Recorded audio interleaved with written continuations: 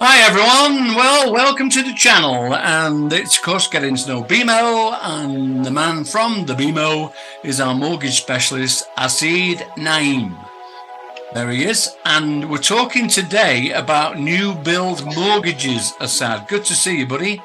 And I know a lot of people, there's a lot of new builds getting sold at the moment, isn't there? Everywhere you go, they seem to be building in every direction in Calgary, but anyway, it's important, of course, when you're getting a new bill that you understand the process of the mortgage, and that's what you're going to explain to us now, buddy. Yeah, new builds are very popular. If I'm not wrong, I believe there are more new builds being sold than resale properties right now. And, especially new home buyers, they feel more comfortable with new build homes because, hey, new buyer, new home, it's a perfect mix, right? Mm-hmm. But, there's a couple of things that people should know for a new build. It's not going to be ready tomorrow for you to move in or a month, or even a month later for you to move in, unless, of course, it's a quick possession or a spec home which is already built. New build homes take some time, anywhere between 6, 7, 8, 9 months, all the way to a year and a half, sometimes, depending on certain circumstances. So, how do you get into a home and how do you get qualified for a home? And what is the mortgage about? Because a lot of lenders just do that mortgage, which is good for 90 days, 120 days, or BMO's maximum 130 days. Mm-hmm. But your home isn't going to be ready within the timeline. You're going to need to get approved again, or you might have to do another mortgage appraisal or pre-approval or application or anything like that again. But how can you bypass that? How can you just get one mortgage which carries you from the day you sign the contract all the way to your closing and possession date? That right there is called a builder mortgage, and we use builder cap rates for that. Now, what a builder mortgage essentially is, it's more or less like your regular everyday mortgage application with a little twist to it. It's not good for just 90, 120, 130 days. These are mortgages which are going to be held for you for 12 months, 18 months, 24 months, 36 months. Now, those are the most common phrases, but they can also be for 4 years and 5 years as well, depending on what type of construction you're doing. But I haven't seen any construction in my experience which goes 4 or 5 years. Most of them are settled within the 36 month period. So for that, you get your mortgage application in. That builder cap mortgage, be it whatever, 12, 18, 24, 36 months, once you're approved for that time period. And what I tend to do is I tend to look at the builder and see what their past building time frames are, and I one up that. So if I know, let's just say, for example, a builder, Morrison Homes, takes 12 months to build a home, I do it for 18 months. Why? Because there's always a contingency plan.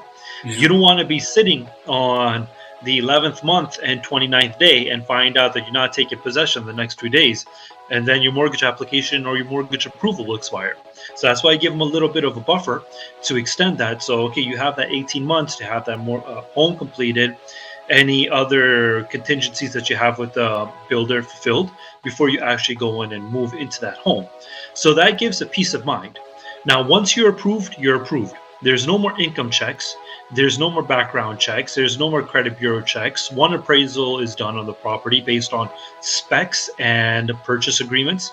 And there's nothing else that's required after that. So no more getting new updated pay stubs, no more getting new letter of employment or bank statements or anything like that. Unless there are material changes. Now, material changes are, let's just say, the purchase price of the home changed. You got into the mortgage agreement with your basic contract, and later on you went to the showroom and you did upgrades and you did spec changes, and now all of a sudden the price has changed. That's a material change. Or if you've had job A and all of a sudden you change to job B, which pays you less, or maybe even lost a job, that's a material change, right? Or your credit is okay, you're using your credit normally, your average credit card or line of credit balance is more or less the same, but you went in, you did all your furniture shopping, and you maxed out your credit cards. That's a material change. So we ask people not to do material changes. And when going into a builder to get your initial agreement, have them max out that agreement. to the maximum price to allow for allowance for any upgrades that you're going to do, any spec changes that can be done, whether you're going to take them or not. Just so you incorporate that in your initial purchase contract, so when we do your mortgage based off of that, we do it at the maximum price. Now, okay, you're thinking, hey, I maxed out my purchase agreement, but now I'm paying a whole lot more for a home that maybe I don't want. That's perfectly fine. Just as long as you got approved at the maximum value, when you're firming your agreement or you're firming your contract with the builder, you can take out the things that you don't want or that you don't foresee yourself closing with. You're approved over here. You don't have to be advanced the entire 100%. You can be advanced 70%, 80%, 90% of whatever you are approved for. And as long as that advancement is less than what the maximum price is, that's not a material change. You know you're approved for that maximum ceiling, and you can go in and you can withdraw those upgrades that you don't foresee yourself getting, and then you can carry on with your contract for that.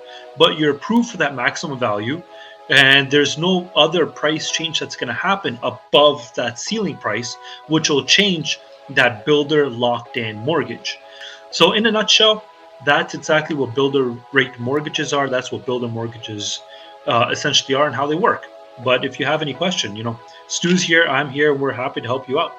Okay, well, that's good then. And we'll do another video on stage payments with mortgages for new builds, yeah? All right, Absolutely, buddy. for sure. So your information's coming up along with mine, and I'll talk to you this time next week. Sounds good. Take care, Stu. Thanks, Asad. Thank you for watching our video. We hope you enjoyed it. Please subscribe to be notified of new ones.